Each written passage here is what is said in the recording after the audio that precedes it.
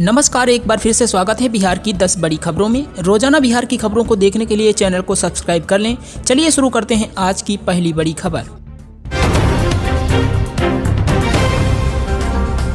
लोकसभा चुनाव में नहीं दिखेंगे सुशील मोदी। जी हां, पूर्व उप मुख्यमंत्री और भारतीय जनता पार्टी के वरीय नेता सुशील मोदी ने राजनीति से संन्यास ले लिया है। लोकसभा चुनाव के बीच उन्होंने ये ऐलान किया है। सोशल मीडिया पर उन्होंने स्पष्ट लिखा है कि पिछले 6 माह से कैंसर से संघर्ष कर रहा हूं। अब लगा कि लोगों को बताने का समय आ गया है। लोकसभा चुनाव में कुछ कर नहीं पाऊंगा। प्रधानमंत्री को सब कुछ बता दिया है। देश, बिहार और पार्टी का सदा आभार और सदैव समर्पित। वहीं सुशील मोदी के इस ऐलान के बाद पूर्व केंद्रीय मंत्री और भाजपा के वरीय नेता रविशंकर प्रसाद ने कहा कि मैं उनके अच्छे स्वास्थ्य की कामना करता हूं। रविशंकर प्रसाद ने कहा कि चुनाव में बहुत कमी खलेगी। वहीं राष्ट्रीय जनता दल के वरीय नेता शिवानंद तिवारी ने कहा कि सुशील मोदी की बीमारी की खबर सुनकर बहुत पीड़ा हुई। 1974 के बिहार आंदोलन से उपजे त्रिमूर्ति में से सुशील एक हैं। सत्ता पक्ष हो या विपक्ष, दोनों का नेतृत्व आज इन्हीं त्रिमूर्ति के हाथ में है। लालू प्रसाद, नीतीश कुमार और सुशील मोदी तीनों उसी आंदोलन से निकले हैं और धीरे धीरे इन लोगों ने बिहार की राजनीति की पुरानी पीढ़ी को अपदस्थ किया। लगभग 30 वर्षों से इन्हीं तीनों के हाथ में बिहार की राजनीति का नेतृत्व है।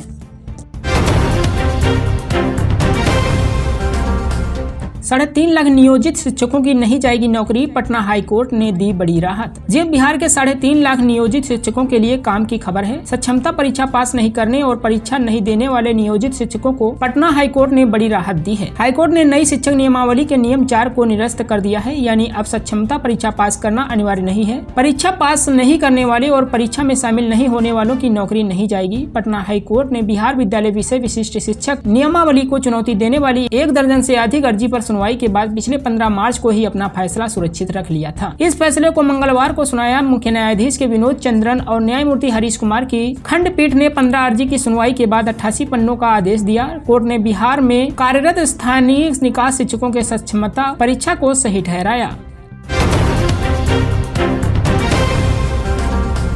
नामांकन के बाद बीमा भारती ने कहा, जनता का आशीर्वाद मिला तो पूर्णिया एयरपोर्ट को करवाएंगे चालू। जी हां, बिहार की पूर्णिया लोकसभा सीट से महागठबंधन से राजद उम्मीदवार बीमा भारती ने पर्चा भर दिया है। नामांकन दाखिल करने के बाद पूर्णिया समाहरणालय से निकली बीमा भारती जीत के प्रति आत्मविश्वास से लैबरेज दिखी। इस दौरान पूर्व राजद महिला प्रदेश अध्यक्ष सह MLC उर्मिला ठाकुर, पूर्व विधायक दिलीप यादव सहित कई राजद नेता मौजूद रहे। नामांकन के बाद प्रेस को संबोधित करते हुए बीमा भारती ने कहा कि सीमांचल और पूर्णिया की समस्या का समाधान करेंगे। पूर्णिया का सबसे बड़ा मुद्दा पूर्णिया एयरपोर्ट है। जनता का आशीर्वाद मिला तो पूर्णिया एयरपोर्ट की मांग को पूरा करेंगे। वहीं पूर्णिया सीट पर बार बार पप्पू यादव के दावे को लेकर पूछे गए सवाल पर उन्होंने कहा कि वह पप्पू उनके गार्जियन हैं, अभिभावक हैं और बड़े भाई जैसे हैं। मैं उनका सम्मान करती हूं। बीमा भारती ने कहा कि उनकी पार्टी महागठबंधन में शामिल है।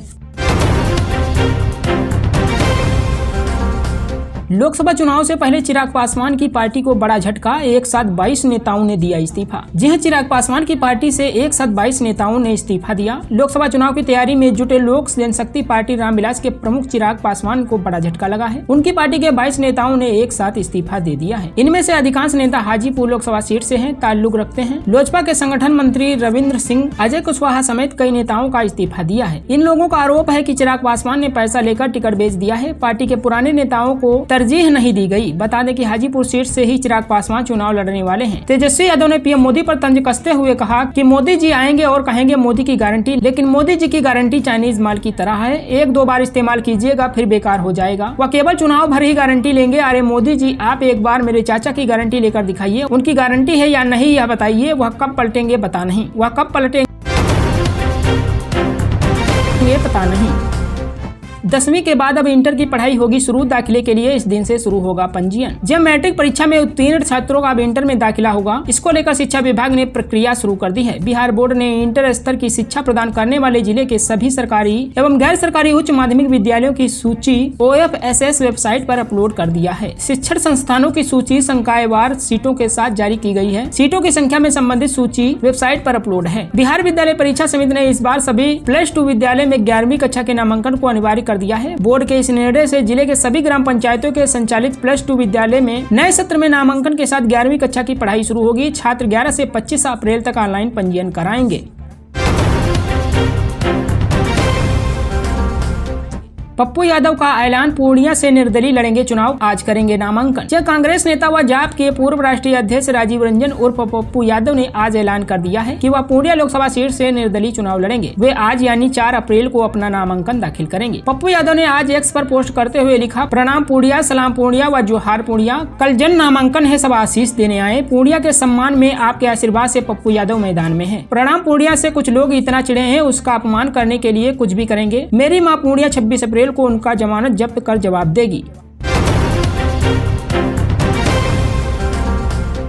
सीवान से निर्दलीय लोकसभा चुनाव लड़ेंगी हिना साहब, कर दिया ऐलान, तेजस्वी यादव की बढ़ेगी मुश्किल। जिन लोकसभा चुनाव को लेकर देश की सियासी हलचल तेज है, एक और जहां महागठबंधन बिहार में सभी सीटों को जीतने की तैयारी में लगी है, तो वहीं दूसरी ओर सीवान लोकसभा सीट पर लालू तेजस्वी की मुश्किलें बढ़ती नजर आ रही हैं। दरअसल पूर्व सांसद मोहम्मद शहाबुद्दीन की पत्नी हिना साहब ने बड़ा ऐलान किया है। उन्होंने कहा कि वह आगामी लोकसभा चुनाव निर्दलीय लड़ेंगी। वहीं इससे पहले सभी राजद से टिकट नहीं मिलने पर दिवंगत बाहुबली नेता शहाबुद्दीन की पत्नी का दर्द छलका था। हिना साहब ने राजद से नाराजगी जाहिर करते हुए कहा कि उनके पति ने राजद को जमीन से आसमान तक पहुंचाने का काम किया। आज उनके जाने के बाद सभी लोग बदल गए। उन्होंने कहा कि उनके परिवार को इग्नोर किया जा रहा है। हिना साहब ने सीवान के लोगों से एक होने की अपील की है। उन्होंने कहा कि साहब ने जिस पार्टी को सींचकर जमीन से आसमान तक पहुंचाया, उनके जाने के बाद वो लोग इग्नोर करना शुरू कर दिया है। हिना साहब ने कहा कि इससे कोई बात नहीं, साहब ने जो विकास की लकीर खींची है उस पर हम लोगों को गर्व है कि हम सीवान के हैं। हम चाहते हैं कि पूरा परिवार एक ही हो जाए, इसमें सबकी सहमति बनी रहे। बता दें कि हिना साहब 3 बार लोकसभा चुनाव लड़ चुकी हैं, लेकिन हर बार हार का सामना करना पड़ा है। वह 2009 में पहली बार सीवान से लोकसभा चुनाव लड़ी थी। 2014 में 2019 में भी उन्हें हार का सामना करना पड़ा।